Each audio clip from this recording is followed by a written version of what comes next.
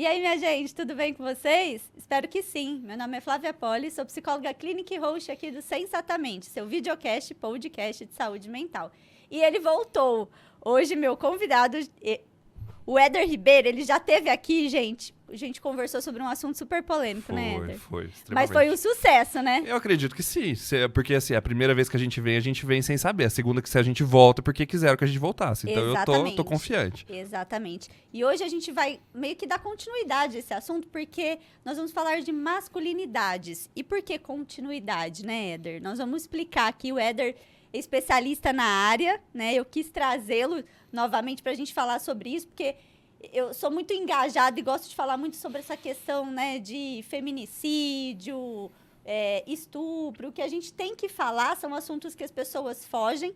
E por trás, sabe, né, isso aqui, ó, é a pontinha do iceberg. Por trás está essas questões que a gente vai falar hoje, né? Sem dúvida. Muito obrigado, Flávia, pela gentileza de me ter aqui de novo.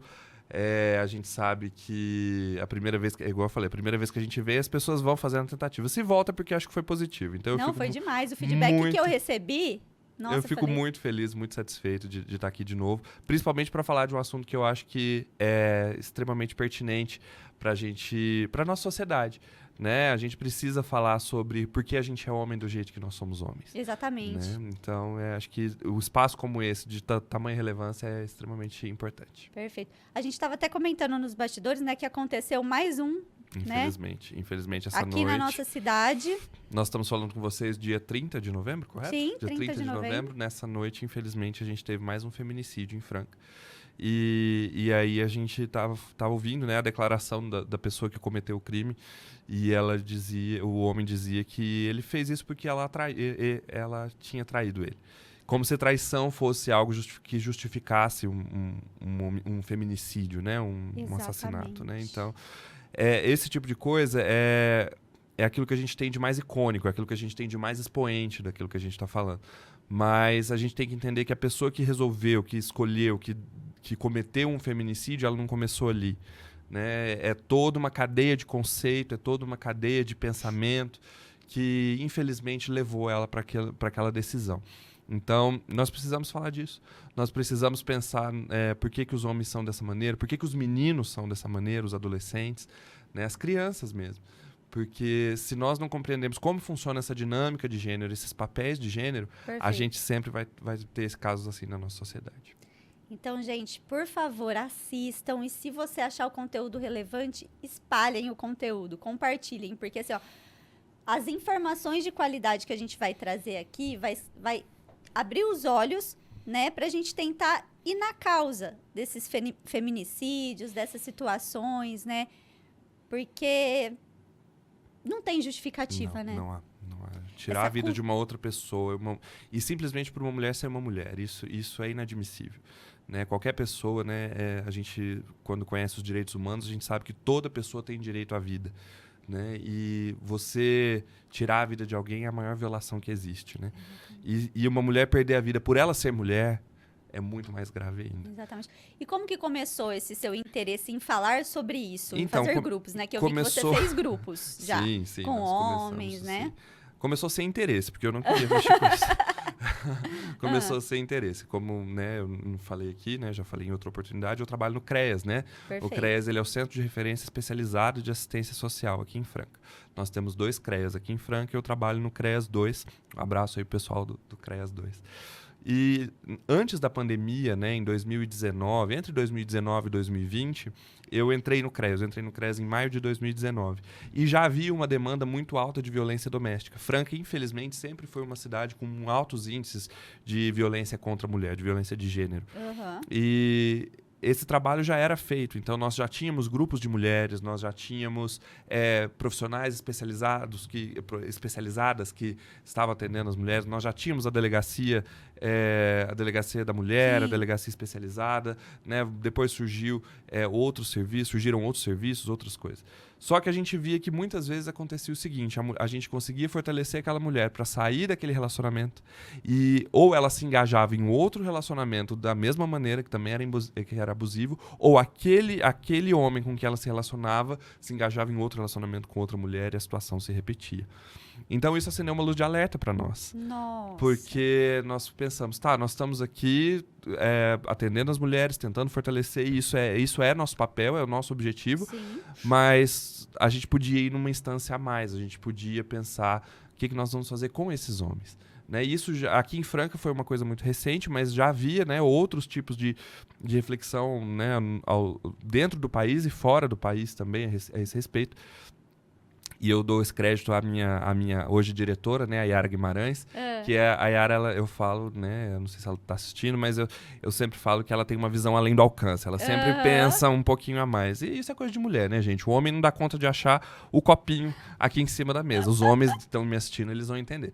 Mas as mulheres, elas sempre conseguem ver além. E a Yara teve essa visão, né, a Yara na época coordenadora do CREAS, hoje diretora da Proteção Especial, e ela falou, a gente precisa pensar alguma coisa com os homens. Sim. Na equipe só tinha um homem, eu, né? Então, quem tinha que mexer com isso era eu. E aí a gente correu atrás de capacitação, né? Nós fomos conhecer quem estava trabalhando com isso no país. Nós chegamos ao nome do Caio César, né? O Caio César, ele é um geógrafo que reside no Rio de Janeiro. E ele é consultor da ONU para assuntos de masculinidades. Ele gravou um documentário, inclusive o documentário dele está no YouTube, é bem interessante. E ele se colocou no Brasil como um dos maiores expoentes nesse sentido. E nós tentamos trazer ele aqui. Só que surgiu a pandemia nesse meio tempo, né? E aí desorganizou bastante coisa. Mas a gente fala que para esse nosso propósito, a pandemia até que foi positiva. Por quê? O Caio ele não precisou vir. Então, nós fizemos online com ele lá do Rio de Janeiro, nós aqui em Franca. E o mais legal, nós conseguimos expandir para muitas pessoas. Que bom. Então, nessa época, nós capacitamos entre 600 e 700 pessoas aqui em Franca. Foi muito legal. Então, nós tivemos pessoas de CRAS, de CREAS, da Defensoria Pública, da Delegacia, do Ministério Público, da Educação, da Saúde, de vários locais, vários setores da sociedade. Que se juntaram para pensar nisso. E a partir daí, Franca começou a olhar para as masculinidades. Né? A partir daí, a gente começou a pensar o que nós poderíamos pensar, no nosso caso, enquanto política pública, para atender esses homens, para trazer. Né? A gente sabe que, no que diz respeito à política pública, seja ela de assistência, saúde, educação, é sempre um âmbito muito feminino. Né? Se você for ver nas famílias, por exemplo, quem vai marcar uma consulta para a família, geralmente é a mulher da casa. Quem vai fazer uma matrícula de uma criança numa escola é a mulher da casa. Né? Quem vai num CRAS, num CREA, geralmente é a mulher da casa. Então, nós tínhamos esse desafio de tentar trazer esses homens para dentro da realidade da política pública, e não só para isso, mas para refletir sobre por que ser homem desse jeito, por que a gente precisa ser tão violento enquanto homem.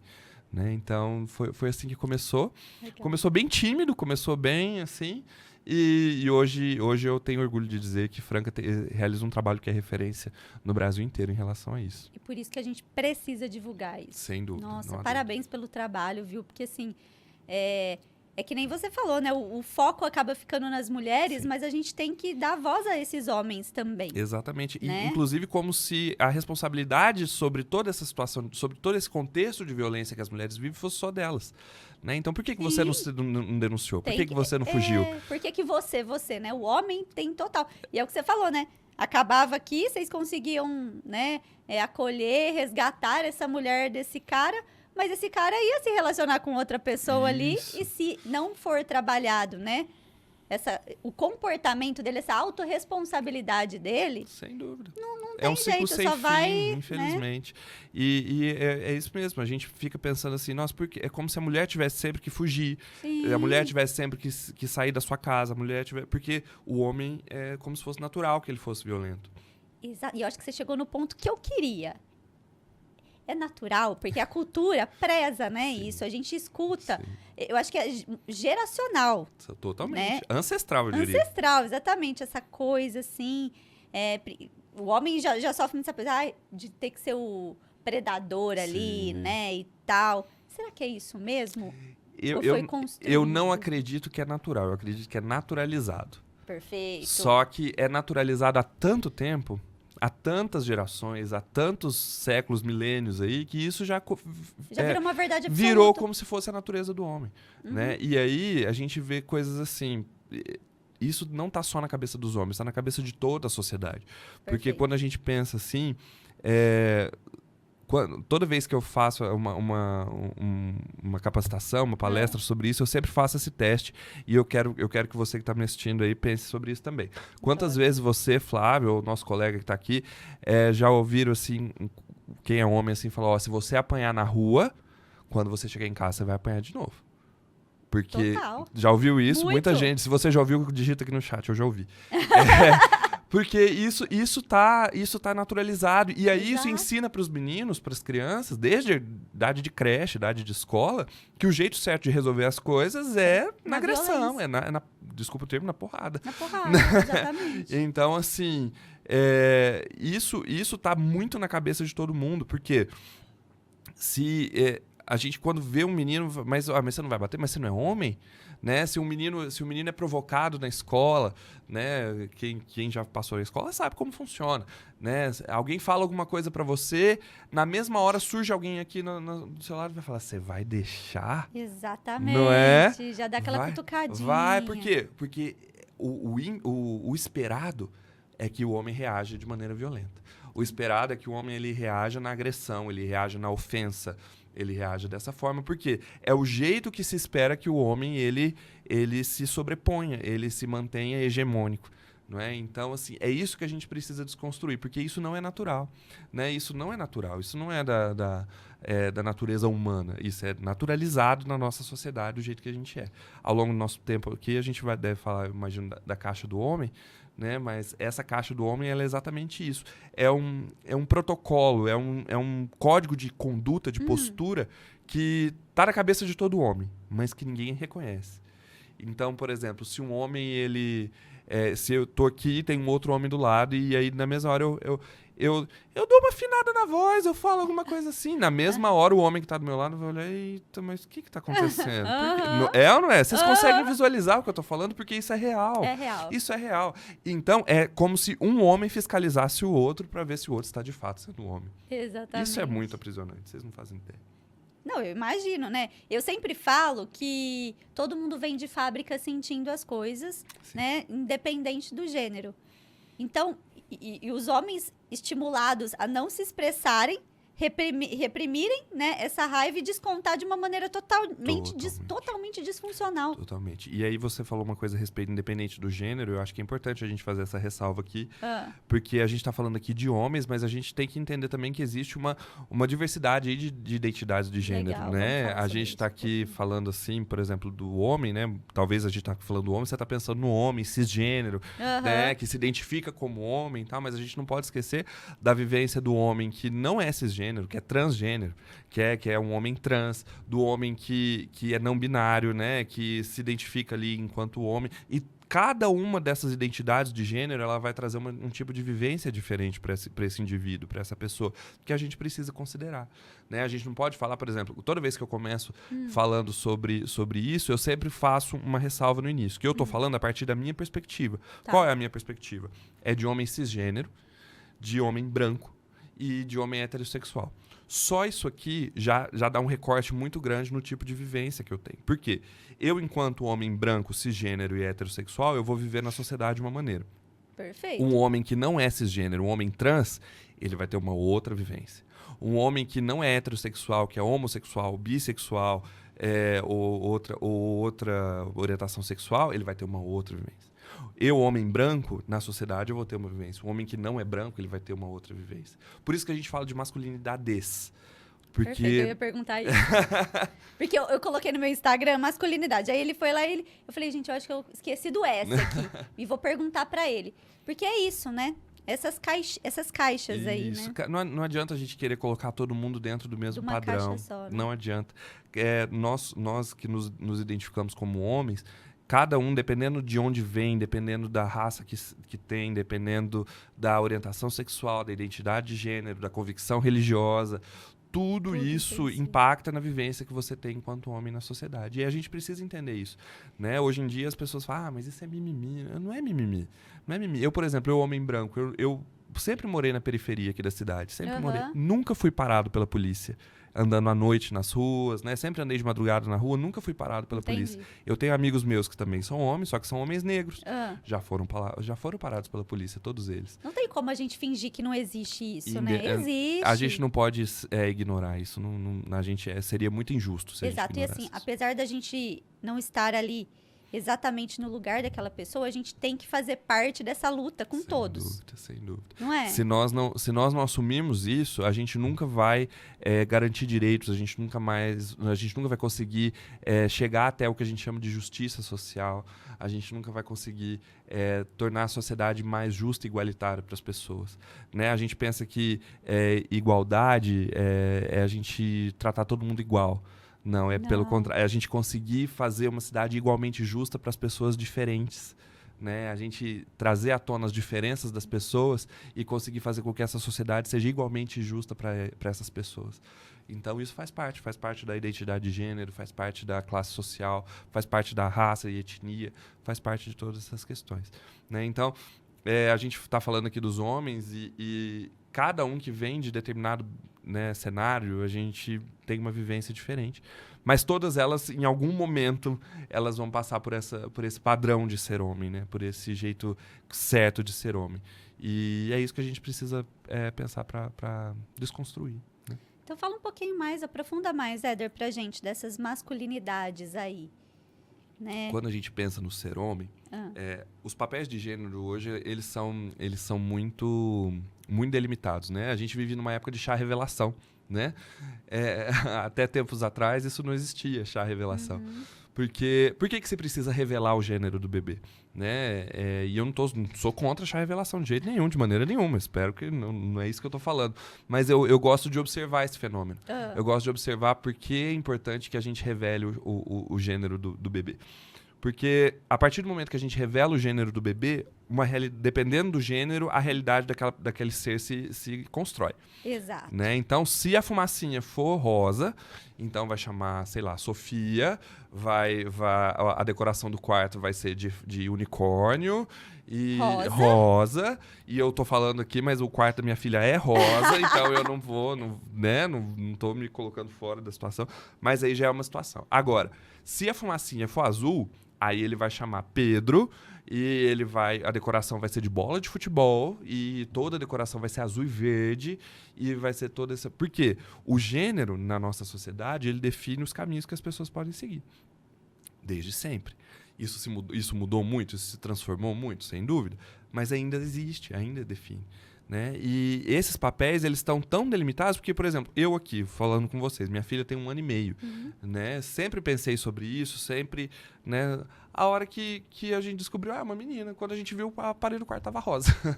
Né? Então, assim, tá na nossa cabeça, tá na nossa realidade, tá no jeito de viver. E nada contra a parede rosa, azul, ou a decoração de bola de futebol, de unicórnio. Não tem nada a ver uma coisa com a outra. Talvez é só nós, enquanto seres humanos, assim, quando nos tornamos mães, pais, nos mantermos mais flexíveis, Sim. entendendo que aquele ser, ele não é nosso. Sim. E a gente não vai ter controle de tudo ali. Aliás, a gente Por vai isso ter que a controle gente de quase precisa- nada. Exato, por isso que a gente precisa ir desconstruindo. Sem dúvida. Né? E que aquilo é uma possibilidade. Sim. Quando a gente pensa numa vida, na nossa vida, né? Se você pensa na sua, eu penso na minha, a gente pensa uma série de possibilidades. Eu, por exemplo, eu jamais pensaria na possibilidade de estar aqui falando de masculinidades com você e essa possibilidade veio a existir. Cheio. Né? Da mesma maneira na vida dos nossos filhos, das nossas crianças.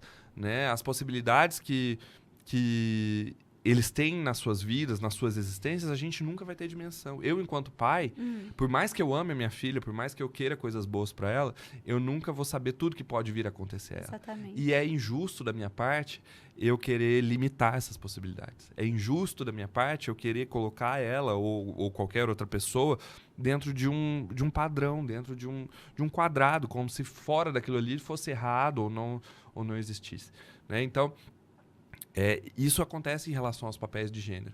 E aí, quando a gente pensa nesses papéis de gênero, eles começam lá no chá revelação com a criança, né? No momento que você descobre o sexo ali do bebê. E eles vão atravessando, eles vão com você na escola, a hora que chega na aula de educação física, você tem que decidir se você vai jogar bola, se você vai jogar vôlei.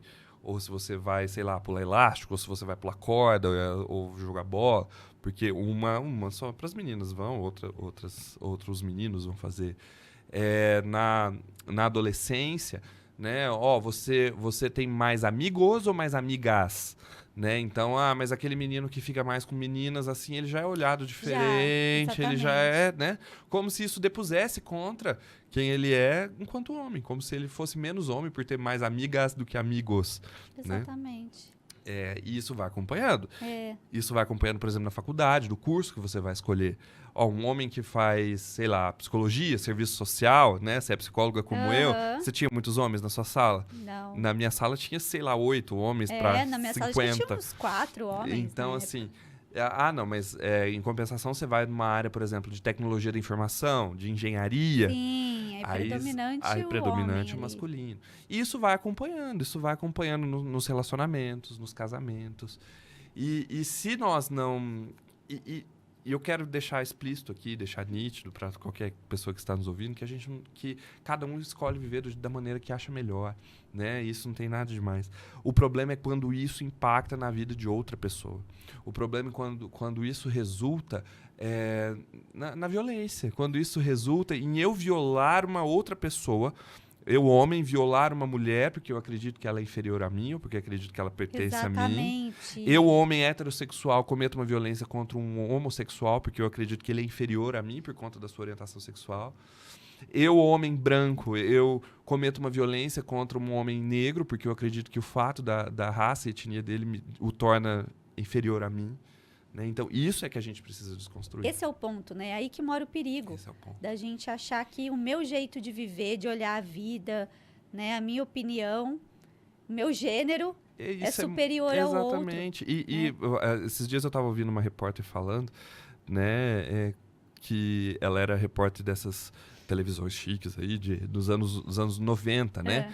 E ela falava, para me colocar no meio dos jornalistas, eu tinha que usar um blazer com ombreira enorme, assim, porque ele me dava mais estrutura, ele me dava assim, porque se eu fosse lá toda magrinha, ninguém ia me respeitar, né? Então, isso falando de uma profissão. Agora você vê uma série de outras mulheres que não precisam só provar que elas são competentes, elas têm que provar que elas são mais competentes que os homens nas suas profissões. Isso é muito, muito injusto, isso é totalmente injusto. Por quê? Como se o fato de ser uma mulher, isso conferisse a ela menos capacidade ou menos competência para exercer qualquer tipo de função, o que não existe, o que é totalmente irreal, né? Então, a gente vê que para as mulheres... essa masculinidade hegemônica, ela já existe há muito tempo. Tanto que as mulheres elas são muito mais organizadas que nós homens. O movimento feminista é um movimento muito organizado, extremamente organizado. Que precisa existir, que precisa Porque existir. Muita gente também tem como, mimimi, não. Não, as mulheres elas lutam para existir, Flávio. Né? E eu estou falando assim do que eu conheço, do que eu observo, né? Claro que eu nunca vou saber como que é o fato de uma mulher, por exemplo, ter que pegar um transporte público e não saber o que vai acontecer, se alguém vai encostar nela de maneira indevida, se alguém vai olhar para ela, falar alguma coisa de maneira indevida. Então, assim, isso é uma vivência que só as mulheres têm, que elas precisam, sim, lutar contra isso, né? Só que a gente, enquanto homem, eu não posso me eximir disso. Eu não posso me eximir porque eu tenho a minha filha, eu tenho a minha esposa. Eu não posso me eximir de falar, cara, não dá para ser homem desse jeito. Não dá pro fato de, por exemplo, você tá numa calçada, você tá andando a pé por uma calçada e você vê um homem vindo na sua direção. Não dá para essa mulher se sentir insegura só pelo fato do homem estar vindo na direção dela, né? Então, vai mudar isso agora? Não vai mudar isso agora. Vai mudar isso em anos, muitos anos. Mas a gente precisa começar. Né? E fazer um movimento de trazer esse assunto e chamar a responsabilidade para os homens. Sim. Porque é o que a gente falou há pouco. É autorresponsabilidade, Éder. Sem dúvida. Os homens, eles ficam muito no conforto ali. Como se a culpa fosse, né, da mulher. Não, a mulher não tinha que ter medo, né, de cruzar com o homem. E o homem, mesmo que a mulher esteja de biquíni na sua frente, pelada na sua frente, não dá o direito a achar, nossa, porque eu sou homem, não vou conseguir resistir. Que isso, né? Tá dentro disso. Um animal irracional? Exatamente, Como assim? Não é isso, não. né? Nós somos seres civilizados, né? Então, assim, essas situações que a gente não para pra pensar. Por exemplo, quando eu cheguei, você falou, você tá todo nas viagens e tal, né? E graças a Deus a Omni tá dando mesmo. certo, a gente não pode reclamar de jeito nenhum. Mas entre essas viagens, muitas delas eu faço de ônibus, né? E eu nunca me preocupei com quem vai sentar do meu lado no ônibus. Já uma mulher, né? Uma mulher, ela vai precisar fazer uma viagem, ela já fica toda pensando, gente, quem que vai sentar do meu lado no ônibus? Será que vai ser uma pessoa? Será que vai ser outra mulher? Será que vai ser outro homem? Se for outro homem, como será que vai ser? Será que eu preciso, né? E uma mulher, ela não vai conseguir relaxar durante a viagem, não vai conseguir dormir durante a viagem, porque ela não sabe o que ela vai encontrar, né? E se a gente não olhar para esses aspectos, com quem que eu vou encontrar, quem que vai me ver na rua, como que vão me falar, como que eu vou chegar no trabalho, sabe, essas coisas que para nós homens isso é corriqueiro. Isso são coisas que a gente nunca vai parar para pensar, mas a gente precisa. A gente precisa, porque igual você falou, não é responsabilidade das mulheres ensinar pra gente o que a gente precisa fazer. Né? Se você for parar para olhar por aí, muitas vezes os homens eles vão querer. Não, então fala pra gente, então, o que a gente tem que fazer. Né? Então me ensina, então. Como se isso fosse responsabilidade delas, né? Fosse responsabilidade de vocês. E não é. Nós, homens, nós precisamos assumir, né, aquilo que nos cabe. Né? A responsabilidade que é nossa de entender que o fato de eu ser homem não deve implicar necessariamente que eu seja violento, que eu seja ofensivo, que eu seja agressor. Né? E isso não me faz menos homem. Isso não diminui na minha masculinidade. Isso não diminui na minha masculinidade. Exatamente. Uma dúvida minha, tá? Que eu sempre, enquanto psicóloga, né, observo, assim, o que eu penso assim, ó, eu sempre falo, por exemplo, se o fato da homossexualidade me incomodar, será que não diz respeito mais a mim do que ao outro? Exatamente. Porque, assim, claro, a gente entende que o ambiente, né, e aí eu complemento a pergunta, por exemplo, o ambiente, que nem a gente estava falando do futebol, da boneca, do rosa. Ai, nossa, se ele brincar de boneca vai estimular, ser menos homem, tudo. Isso é real ou não? Você fala da questão do estímulo, de estimular... Por exemplo, a gente entende. Eu entendo que o ambiente influencia a gente. Sim, sem dúvida. Porém, se não tiver uma predisposição ali, uma situação, né? Acho que é até cerebral essa questão dos gêneros, né? Uhum. De identificar, enfim. O fato de eu ver uma mulher beijando uma mulher, um homem beijando um homem, não vai fazer, eu quero fazer isso também. Adolescência, eu entendo que é muito uma fase de experimentar. De experimentar, né? De espelhar comportamento, exatamente, né? Porque até adultos, gente, se a gente aqui, ó, para maiores de 18 for pensar em fantasias, né? Tem muitos adultos que têm muitas fantasias aí, né? E não der sinal de, homossexualidade ou nada, é só uma experimentação. Sim. E os adolescentes estão nessa fase de experimentação. Sem dúvida. Né? Eu acredito assim, a gente está falando de uma coisa que é a identidade da pessoa. Sim. Né? Então, em algum momento, eu não consigo fugir de quem eu sou. Perfeito. Você não consegue fugir de quem você é. O fato de eu, enquanto criança, brincar de boneca ou brincar de carrinho, pode ali me dar uma questão ali naquele momento, mas isso não vai me fazer desviar de quem eu sou.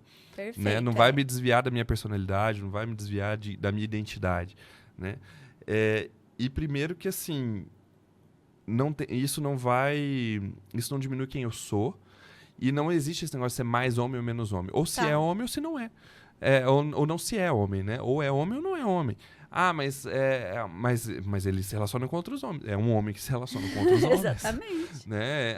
Mas não sei, é homem também. Mas ele é, sei lá, cabeleireiro, maquiador, ele é, sei lá, ele exerce uma outra função aí que não é afeita aí aos homens, mas continua sendo um homem, né? E a gente precisa entender que há coisas que são de foro íntimo que a gente nunca vai precisar chegar, né? Mas fulano vai viver não vai assumir quem ele é. E quem diz que ele precisa assumir alguma coisa para as pessoas, né? Exatamente. Ele pode viver aquilo que ele quiser, do jeito que ele quiser. Se ele achar que ele precisa expor para as pessoas que ele é, que exponha. Se ele achar que ele não precisa expor, que não exponha. Né? Hoje em dia a gente vive, infelizmente, uma sociedade que as pessoas têm que dar muita satisfação de si mesmas. Né? E assim, cara, uma criança é uma criança. Independente do que é. Mas brinca de boneca, mas brinca de carrinho, mas brinca de bola. É uma criança. É uma criança, ela está construindo a vida dela, ela está construindo quem ela é. E o mais importante que ela tem é segurança. O mais importante que a criança tem é que ela tenha segurança para viver o que ela quiser viver. O nosso papel de pai, o nosso papel de adulto é orientar para que ela faça boas escolhas. Mas no final das contas, as escolhas vão ser dela. Exatamente. Né? Exatamente. Então, às vezes a gente se preocupa muito em controlar a vida dos outros, Flávia. A impressão que me dá é essa. Total. Que Acho que não é só impressão, não, viu? Eu fui educadinho. Mas às vezes eu fico com isso de que às vezes a gente precisa controlar a vida das pessoas e que a vida das pessoas é das pessoas. Eu sei da minha vida. Eu sei daquilo que eu quero para minha vida, eu sei daquilo que eu sou, eu sei de quem eu sou. E isso eu vou construindo ao longo da minha vida e não diz respeito a ninguém mais. Da mesma maneira que a vida das outras pessoas também não diz respeito a ninguém mais. Exato, mas Éder, eu acho que essa coisa entra aí, ó. Grupos, né? A gente quer se sentir pertencente. Sim. Então a gente tem que tomar cuidado com os grupos que a gente quer se sentir pertencente. Sim. E no que diz respeito ao homem, isso ainda é mais ainda. Porque os homens, o fato de você sair desse padrão implica que você não é homem. Se você não é homem, você está fora da turma. Você está fora do... Né? A gente usa o termo do Clube do Bolinha, né? Vocês lembram dessa história? Quem é mais antigo vai lembrar do Clube do Bolinha. O Clube do Bolinha nada mais era do que um grupinho de homens e que não entrava menina, não entrava mulher. E a lógica é a mesma para os homens. Sim. A lógica é a mesma. Então, por exemplo, se você... se tem um grupo ali de homens, seja numa empresa, num grupo de amigos, em algum contexto social, e aí algum deles fala que é homossexual, ou fala que não gosta de futebol, ou fala que não, eu não quero... eu não transei com aquela minha amiga porque ela é só minha amiga. Sim. Né? Tudo isso, automaticamente, é como se uma roda se abrisse ao redor daquele homem e ele deixasse de fazer parte do grupo, né? Porque um homem, ele precisa do outro para validar essa masculinidade dele, né? Então, essa questão do pertencimento, para os homens, ela é muito real e ela é muito cruel. Ela é muito cruel. Porque em nome desse pertencimento, os homens, eles se anulam. Em nome desse pertencimento, eles deixam de viver aquilo que eles querem viver. Em nome desse pertencimento, eles deixam de aproveitar os relacionamentos que eles têm, relacionamentos de família, relacionamentos afetivos. Eles deixam de viver tudo isso. E às vezes até controla esse comportamento, né? O homem às vezes nem é tão machista assim, nem quer fazer aquilo, mas tem que fazer, se sente obrigado a fazer por conta desse pertencer, Sem dúvidas. Tem um documentário na Netflix, quem quiser assistir, que chama A Máscara em Quem Você Vive. É um documentário norte-americano, o nome em inglês é The Mask You Live In. Ele é fino, gente, ele fala o inglês. Não é porque talvez você não acha... Né, mas enfim. E aí... Esse documentário ele fala muito sobre a formação dos meninos na sociedade norte-americana, que é diferente da nossa. Uhum. A sociedade norte-americana é uma sociedade muito mais competitiva. Quem assiste o documentário vê que é uma sociedade que preza muito pelo esporte, pela competição. Eles estimulam muito, né? Exatamente, desde sempre. E aí tem os depoimentos dos adolescentes que falavam assim, não, eu nem gostava de jogar bola, mas eu tinha que jogar porque eu tinha que fazer parte do time. Não, a minha era só essa opção, né? Era só isso, porque se eu não fizesse isso, que homem que eu seria?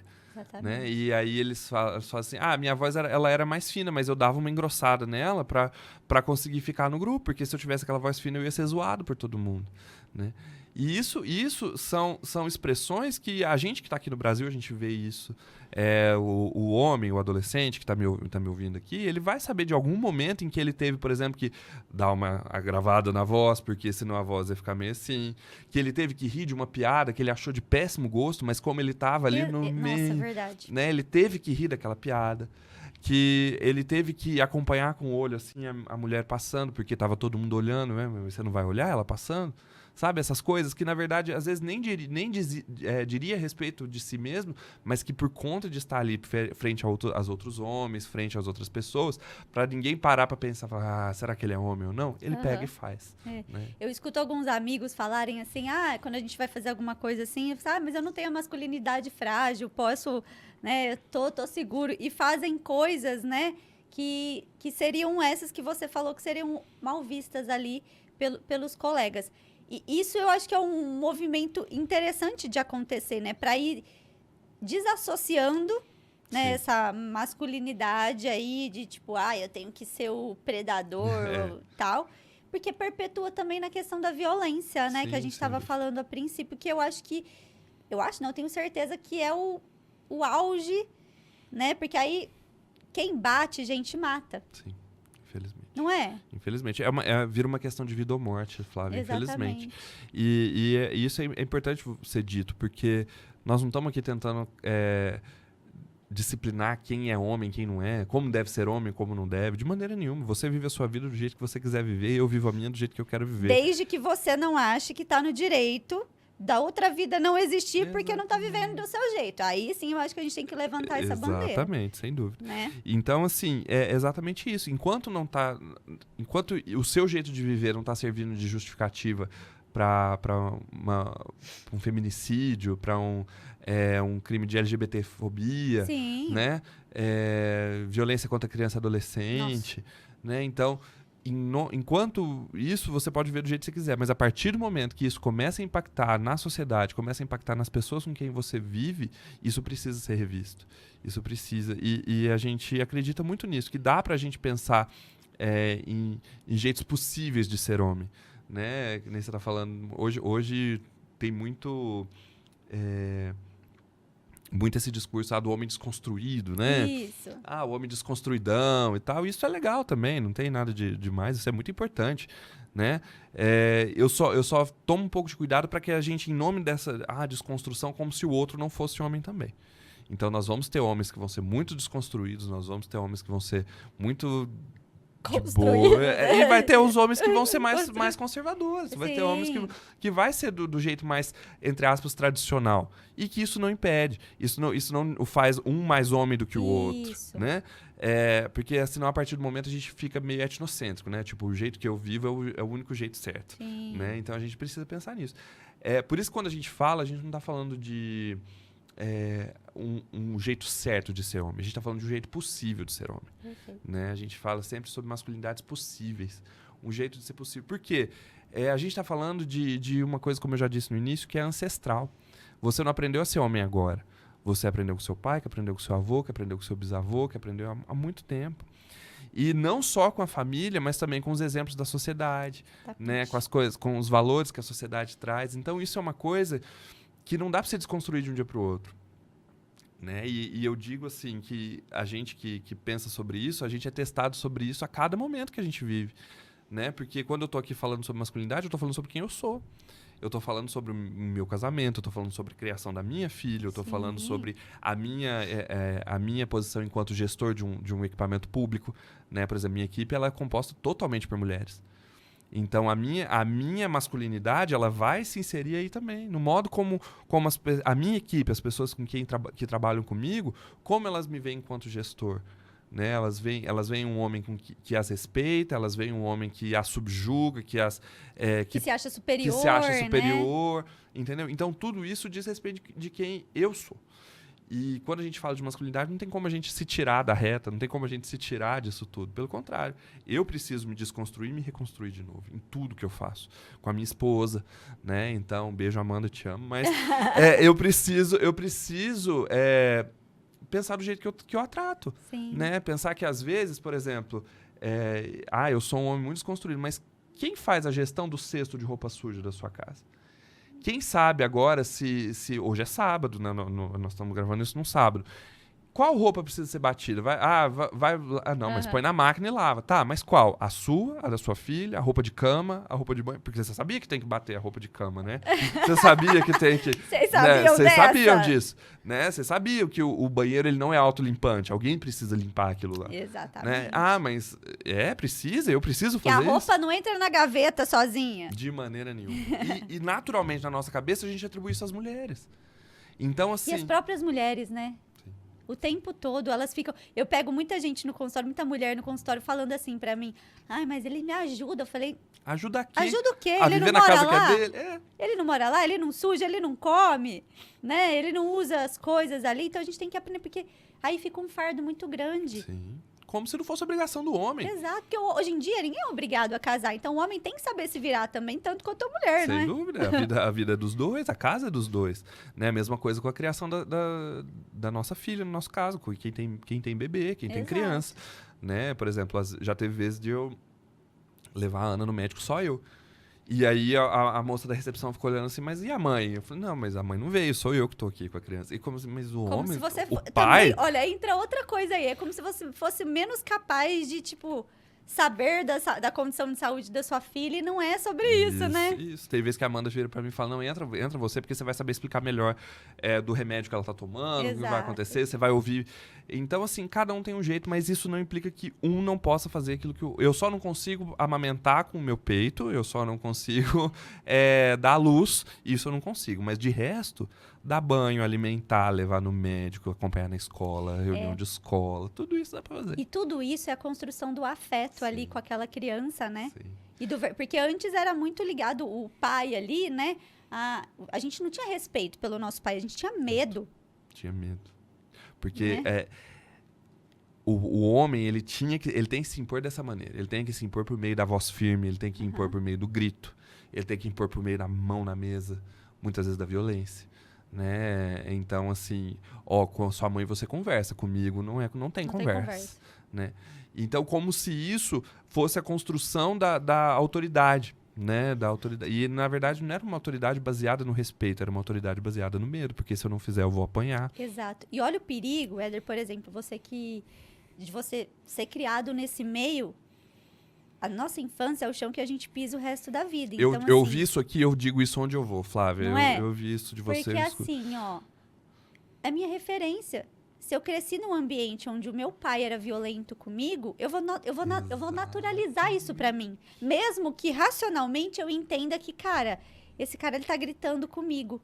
Mas parece que você não consegue sair daquele meio ali. Exatamente. Porque de alguma forma foi naturalizado esse autoritarismo, essa violência. Exatamente. Né? E aí você vê pessoas que, às vezes, mulheres que tiveram um pai que às vezes era violento com a mãe, que era violento dentro de casa, que abusava de uso de substância, abusava de álcool, de drogas, essas coisas. E elas veem, e quando elas veem, elas estão dentro de um relacionamento que repete a mesma situação. E sofre porque o racional consegue ver isso, mas é uma ligação emocional ali. Sim, que precisa ser desconstruída, mas que racionalmente não se consegue. Não, você tem que trabalhar muito em terapia. Exatamente. Né? E acaba perpetuando essa violência, porque Da mesma maneira, os homens. Da mesma maneira, por exemplo, um homem que cresce com um pai dessa forma, das duas, ou ele vai pegar aversão a esse tipo de homem, ou ele vai repetir esse comportamento. Exatamente. E aí ele vê o pai sendo agressor, quando ele começa a namorar, ele começa a ser ciumento, ele começa a querer controlar a vida da companheira, ele começa a querer se impor por meio de uma voz de falar mais alto, sabe? Então, como se isso fosse o único jeito possível de ser homem, né? Porque foi assim na minha casa, os relacionamentos na minha casa eram assim. Exatamente, essa romantização disso, né? Dessa possessão, dessa coisa, porque tudo bem, como o ser humano ama uma atenção. Então, quando a gente é o centro das atenções ali, nossa, aquele amor incondicional ali, a gente fica meio, né, querendo aquilo. Sim. Só que aí mora o perigo, que aí reverte nesse feminicídio, porque ela me traiu. Exato. O homem tem que aprender que ele vai ser rejeitado. Sim. E que isso não faz dele menos homem, né? Que nem você falou, que a gente estava conversando nos bastidores. A gente não tá falando aqui que uma traição é uma coisa eticamente aceitável, de maneira nenhuma. A gente não tá aqui passando pano para quem trai, isso aí é uma questão de foro íntimo. Eu, particularmente, acredito que traição é uma coisa não desagradável, uma coisa antiética, ao meu ver. Mas isso nunca vai ser justificativa para um feminicídio. Isso é justificativa, sim, para um rompimento de relação. Normalmente. Você ficar nervoso. Você não é obrigado a se relacionar com uma pessoa que te traiu. Que te desrespeita. Que te desrespeita, que para você, de maneira nenhuma, isso vai, como você muito bem disse, vai te trazer raiva, vai te trazer decepção, tristeza, tudo bem. Mas isso não te dá o direito de tirar a vida de ninguém. Isso não te dá o direito de você cometer um ato de violência. Porque se você for parar para ver, estatisticamente, né, tem outro documentário, né, o documentário do Silêncio dos Homens, né, que tá lá no YouTube, esse do Papo de Homem, é um excelente documentário, O Silêncio dos Homens. Esse é o que você É o que eu te indiquei. Indicou, excelente. Excelente, ele é curtinho, ele tem 1 hora e pouquinho, vale a pena todo mundo assistir, a hora que acabar aqui você já vai para lá. E ele traz uma estatística que é preocupante, que os homens eles estão envolvidos em 92% dos assassinatos. Seja para matar ou para morrer. que os homens eles se suicidam 4 vezes mais do que as que eu ia falar. mulheres. Então, assim, o homem, ele tem isso na cabeça de que as coisas se resolvem Na violência. matando ou morrendo. Perfeito, Né? né? Ou ele mata alguém, ou ele Ele- tá duro demais, então eu vou acabar com a minha Exatamente. vida. Então, assim, a gente vê, por exemplo, nós estamos aqui hoje, é dia 30 de novembro. Passamos aí pelo mês de novembro, novembro azul, tentando conscientizar os homens aí a se cuidar da saúde. Por que precisa fazer isso? Porque o homem, naturalmente, ele não vai se cuidar. Naturalmente, ele acredita que não é assim que funciona, que ele tem mais, que ele é forte, que ele é durão, que ele não precisa disso, que isso é bobeira. E que o exame vai fazer ele Ser menos ser homem. menos homem. Gente, ali dá prazer também, não vai te tirar a sua masculinidade, você não vai, né, perder. Pelo contrário, você vai ganhar a vida, né? Porque se tiver acontecendo alguma coisa ali, Eu acho que, inclusive, os homens eles precisariam conversar com pessoas que são pacientes oncológicas de câncer de próstata para ver como a vivência de um câncer de próstata é difícil, é dolorosa. Então, assim, em nome disso, você se sujeitar a passar por uma situação que muitas vezes vai virar um câncer, um tumor, alguma coisa assim, isso é às vezes o homem já impensável. tá incomodado ali com alguma coisa e não vai no médico Com medo com medo. do que vai pensar, como se o médico tivesse muito né, interessado. Os urologistas aí, gente. por favor, os proctologistas, por favor, comentem aí. Comentem, Né? né? Porque. Não, mas olha, ele me mandou. Tipo, você me mandou várias pautas Não, mas aí aqui. você vai... E assim, eu quero que você traga. Você faz um trabalho muito legal, né? Que você começou por acaso ali, foi meio que, tipo, só tinha você pra fazer. Mas me fala uma vivência aí de alguma roda. O que acontece? Quando a gente pensou... O que a gente vai fazer com esses homens? A gente Aham. pensou, vamos juntar eles num grupo, né? Na verdade, quando a gente fez a capacitação, uma das metodologias que a gente aprendeu foi essa do grupo reflexivo de homens, onde a gente junta esses homens, o que já é muito difícil, porque o homem ele não gosta de pensar sobre si, o homem ele não gosta, né? Os homens que estão me assistindo vão saber. Fala de discutir relação, fala de terapia, fala de... O homem fala, não quero mexer com isso. Porque o homem ele tá acostumado... Se você junta homens para conversar, eles vão conversar de tudo, menos de si mesmos. Eles vão falar da política, eles vão falar do carro, eles vão falar do time de futebol, eles vão falar das mulheres, eles vão falar de quem tá ganhando mais, do que tá acontecendo. Mas se um chegar e falar, então, cara, porque essa noite eu fui tentar transar e brochei. Nossa, instaura-se um climão ali na roda. Que ninguém... Por quê? Porque o homem ele não dá conta de falar da sua vulnerabilidade. Pelo contrário, ele é treinado para falar daquilo que dá certo. Ele é treinado para falar do carro novo que ele comprou, da promoção que ele teve no emprego, da namorada nova que ele tem, das coisas que estão dando certo. Agora, das coisas que estão dando errado, ele nunca vai falar, né? E a proposta do grupo é exatamente o contrário. A gente pensar em como que a gente pode juntar esses homens para pensar por que os homens são dessa maneira, por que a gente está sendo homem dessa forma. Dessensibilizá-los ali, né? A mostrar a vulnerabilidade. Exatamente. E aí, na época, a gente tinha um trabalho em parceria com a Patrulha Maria da Penha, né? Quem não conhece a Patrulha Maria da Penha, vale conhecer. É um braço aqui em Franca, é pela Polícia Militar, que são 2 policiais aí que vão atender exclusivamente as ocorrências de violência contra a mulher. Né? E esses policiais que na época, o cabo Thales e a policial Eliadne, eles iam atender as ocorrências de violência doméstica e eles atendiam a mulher, mas eles também conversavam com o autor. E aí eles perguntaram, você não aceitaria passar por um atendimento, por um grupo? Você gostaria? Nossa, né? que legal. E isso fez uma diferença enorme, né? Porque assim... uma das coisas, a gente acredita que para esse trabalho funcionar, a gente chama de descristalizar os papéis. Tá. O que isso significa? Significa que ali eu estou tratando com um homem, mas eu não estou tratando com um homem agressor. Eu estou tratando com um homem que ele foi autor de uma agressão, mas que ele é outras coisas além disso. E isso soa estranho quando a gente pensa, porque a gente pensa muito no sentido de responsabilizar esse homem, ele tem que pagar pelo que ele fez. E, de fato, ele tem que ser responsabilizado por aquilo que ele fez.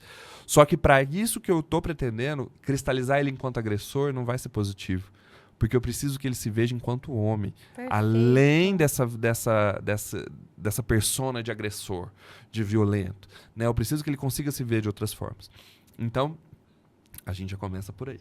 E aí a gente começou, os homens que aceitavam, a gente fazia os convites, né? A gente fez, 40 convites e conseguimos 6 homens. E já tá ótimo, né? Porque você 6 mundos aí que vocês...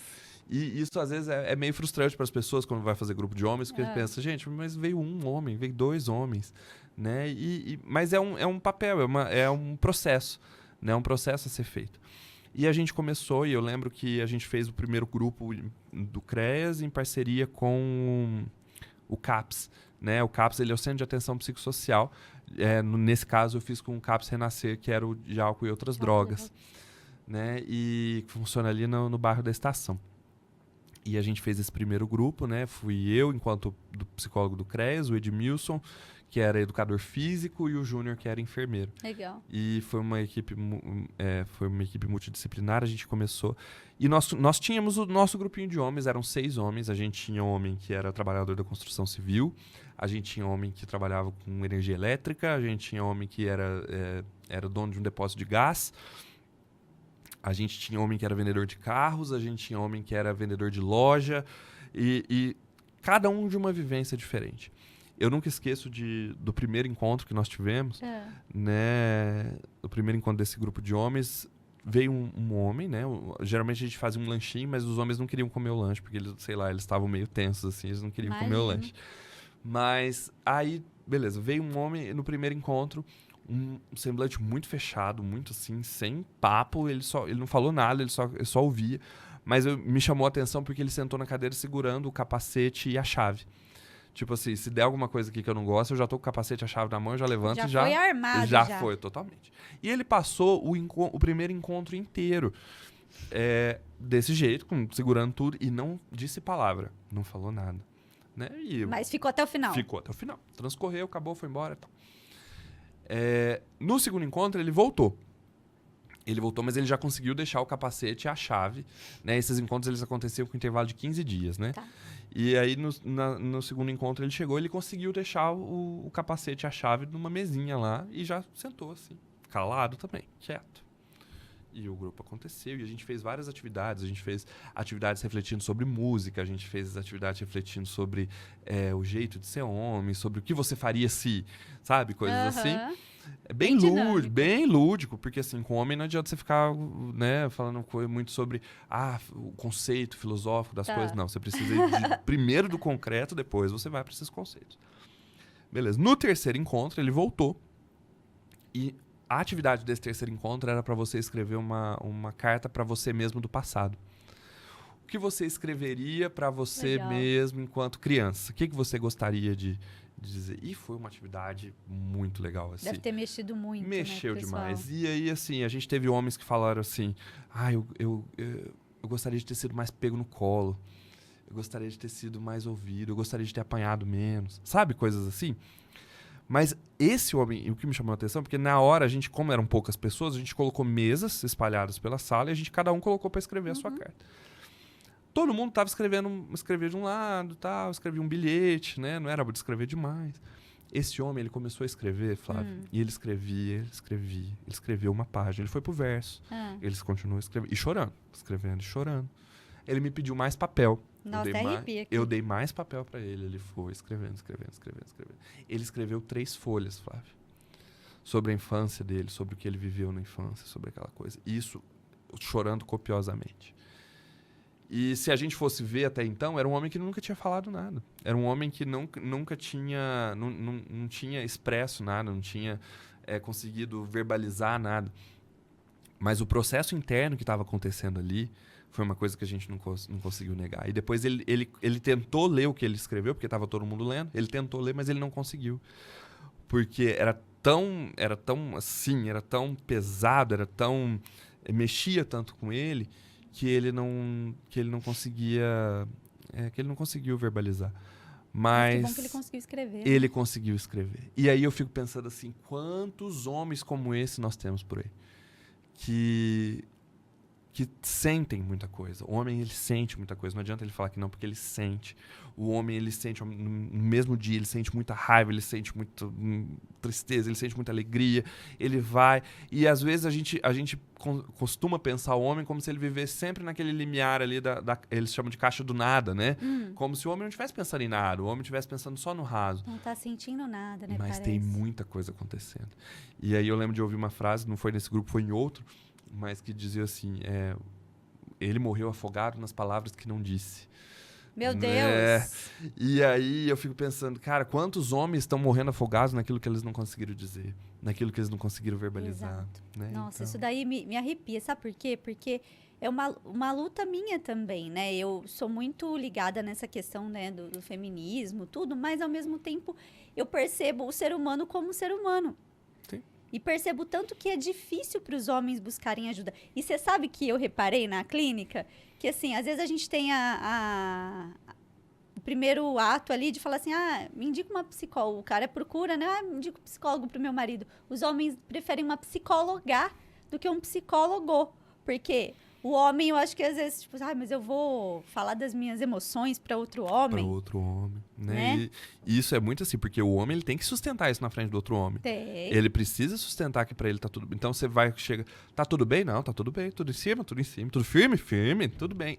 A sessão acabou. Tô brincando. É tipo isso. Né? Então, assim, e por dentro desabando, sabe? Por dentro, assim. Exato. E isso é muito triste, Flávia, porque isso limita demais a existência de uma pessoa, né? Isso limita demais a existência de nós homens. Pensa, homens que muitas vezes eles não se dão o direito de abraçar os filhos, de dar um beijo no filho. No de, filho, de né? colocar o filho ou a filha sentado no colo.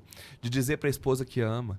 De dizer para a companheira de que ela é a mulher da vida dele, que a vida dele é muito melhor por conta disso. Ai. Né? Então, assim, quantas mais coisas esse homem poderia viver, quanto mais ajuda ele poderia receber. Porque, por exemplo, às vezes o homem ele vai ao médico e ele recebe um diagnóstico que para ele não é favorável. Né? Seja um diagnóstico de câncer, de hipertensão, de diabetes, alguma coisa. Ele fica pensando se ele vai contar isso para a esposa. Ele fica pensando se ele vai dividir isso com a família, porque ele pensa, não, eu tenho que estar forte para todo mundo, eu tenho que sustentar todo mundo, eu tenho que... Né? E isso faz com que ele passe por momentos extremamente difíceis sem contar com a ajuda de ninguém. Né? E a gente precisa entender, a gente homem precisa entender que o nosso ombro não é feito para carregar o mundo.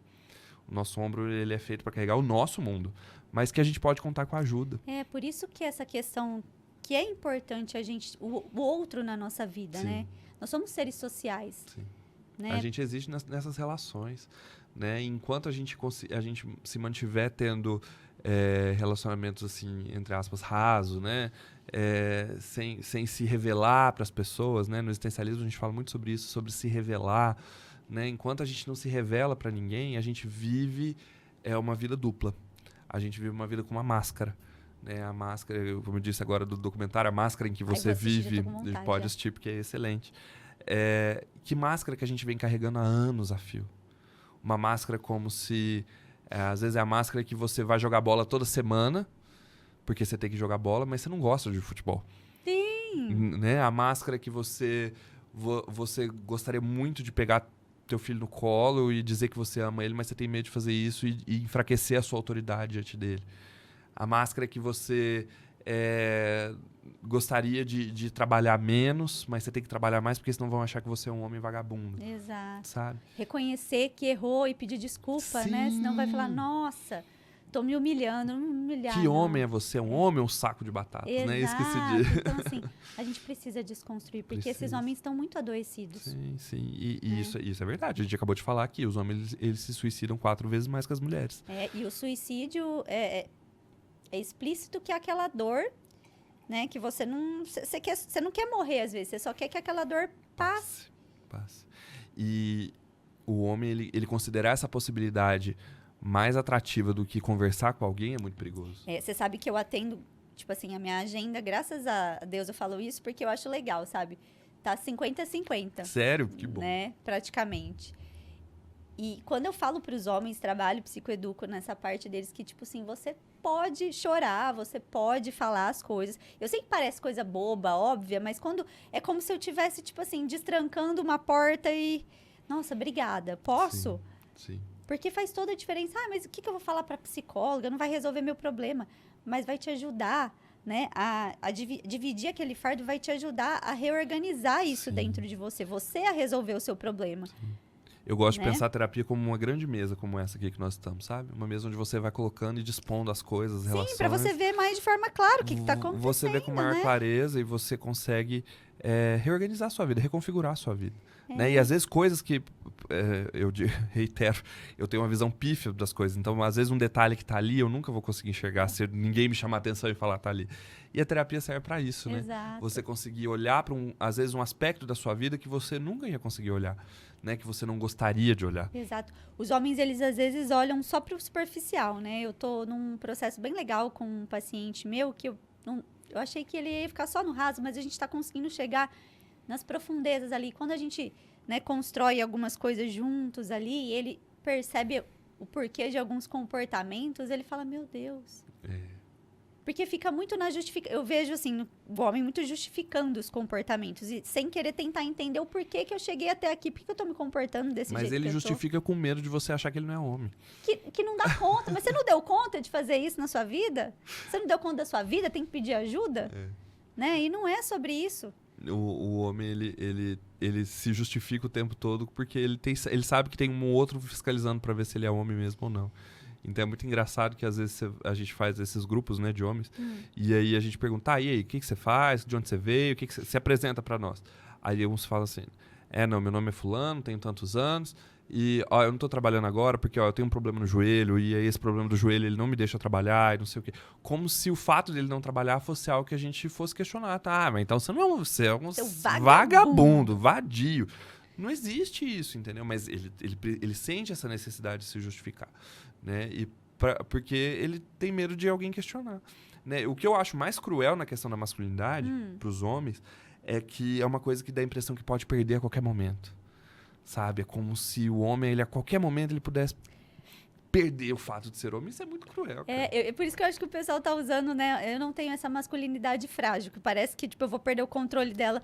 Exato. Se eu brincar com uma brincadeira de, sei lá, vamos imaginar a festa junina, com meu amigo ali, Sim. Né? Brincar de ser o casal ali, de brincadeira. Se eu deixar minha filha pôr uma xuxinha Exato, no meu cabelo, sabe? Se eu brincar de maquiagem com a minha filha. Sim. Né? Então, assim, e aí diz muito, eu acho que diz muito a essa construção mesmo, do tipo, você não, você é homem não pode perder o controle de nada nessa vida.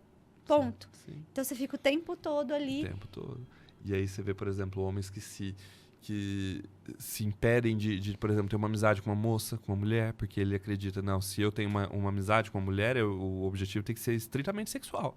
Exatamente. Porque, mas homem não tem amigo mulher, ué, como assim? Ou então, ou você não gosta de mulher, ou você, sabe, coisas assim. Sim. Então, isso faz que o homem ele sempre fique armado. Ele sempre olha para as mulheres como se elas fossem uma propriedade dele. Ele sempre olha para as mulheres como se elas fossem potenciais parceiras sexuais. Cara, como assim?